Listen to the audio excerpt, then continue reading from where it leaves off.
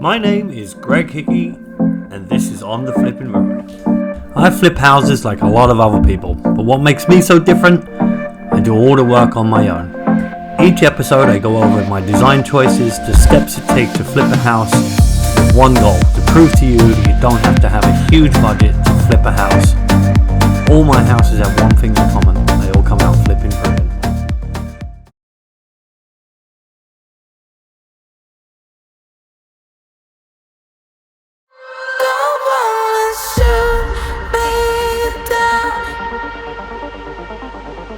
Welcome back to my channel. In this exciting episode I will show you how I built the 70s inspired kitchen cube. I had a feature wall to it. I'll show you how I built that from start to finish, and if that's not enough, another episode of Flip Tips. If you haven't subscribed, hit the button right now. Okay guys, let's go, let's hit the flipping road.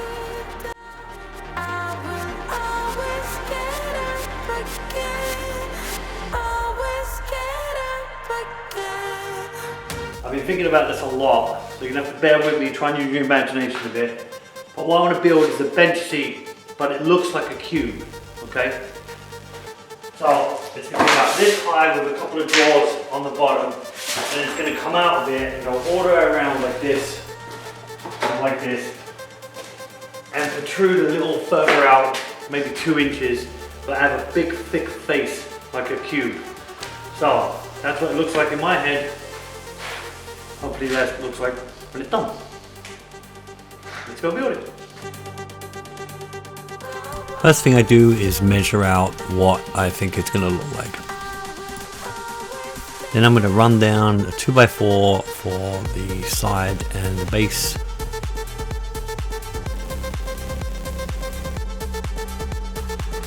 I need to make the base nice and strong because people are going to sit on it after all.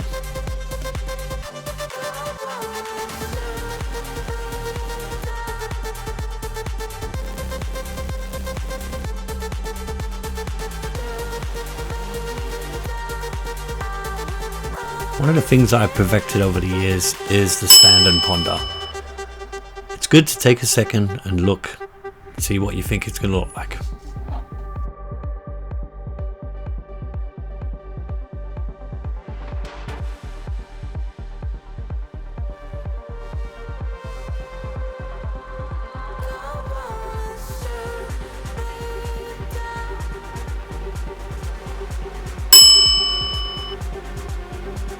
Now the cube is really starting to take shape.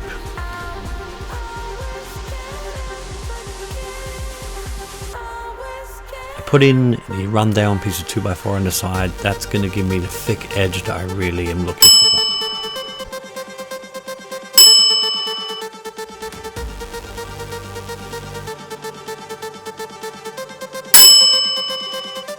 I use 1/2 inch birch plywood. It's got a fantastic finish and it's really going to give me this great effect. I'm using 1.25 inch finish nails to attach it.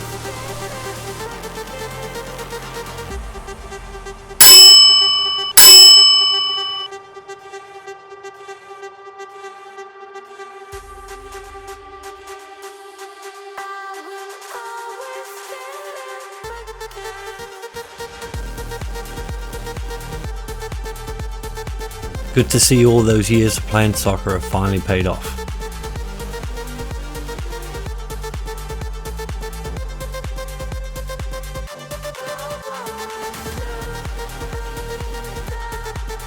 To finish off the face with more plywood, I'm going to put some edging tape on it a bit later.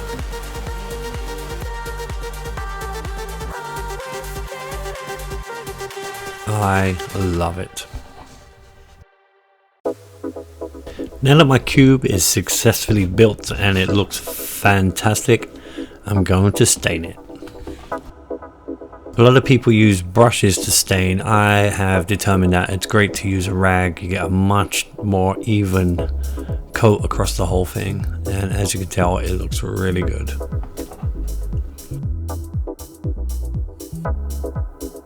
This is also one of those situations where the more you do to finish it, sand it down, make everything smooth, fill all the holes, the better it's going to look.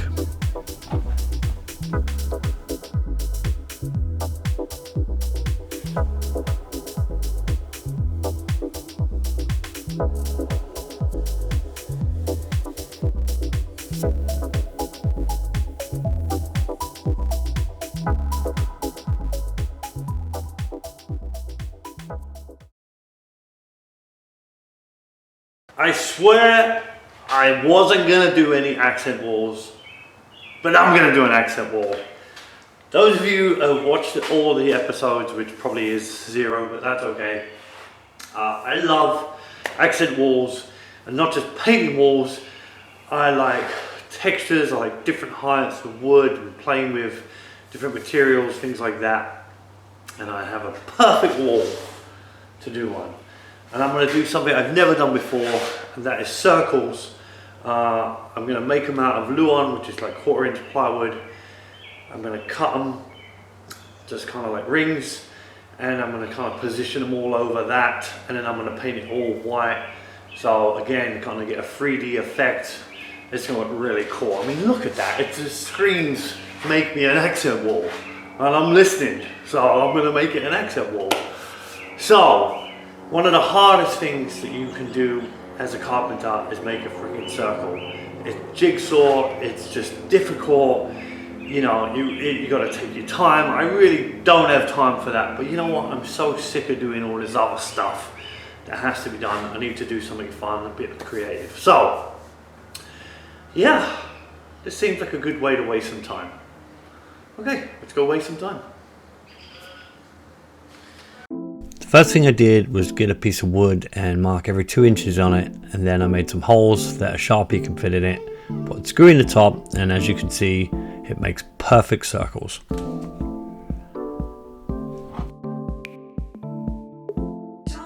Now it's time to cut out the circles. I decided to drill a hole, and that way I could put my jigsaw bit in it, but then I decided that's probably gonna make the circles a little weird, so I used my multi-tool instead, which worked okay, just needed a little adjustment here and there. Making circles with a jigsaw is incredibly difficult. You have to take your time and cut it. It's really never going to be perfect, but I'm okay with that because part of my accent wall, I don't mind if it's a little off. It kind of gives it that handmade kind of feel.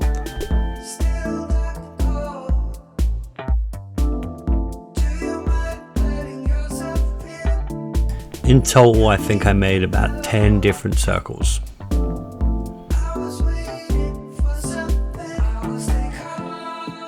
Now that the circles are done, it is time to try and sand them as round as possible. You want to get rid of all the burrs off the wood and try and really make them as round as you can.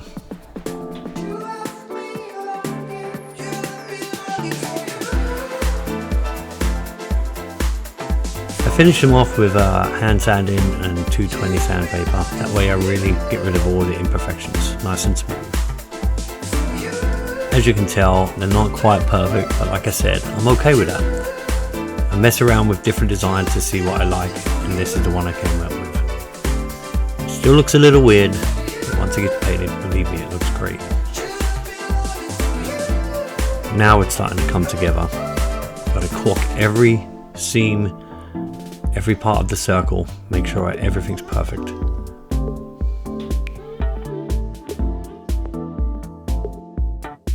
And now it's time to paint.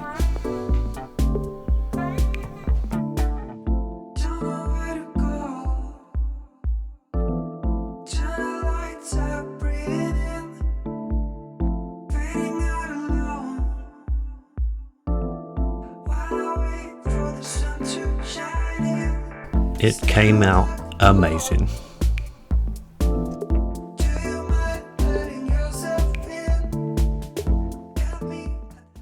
In this episode of Flip Tips, I want to talk to you about design inspiration.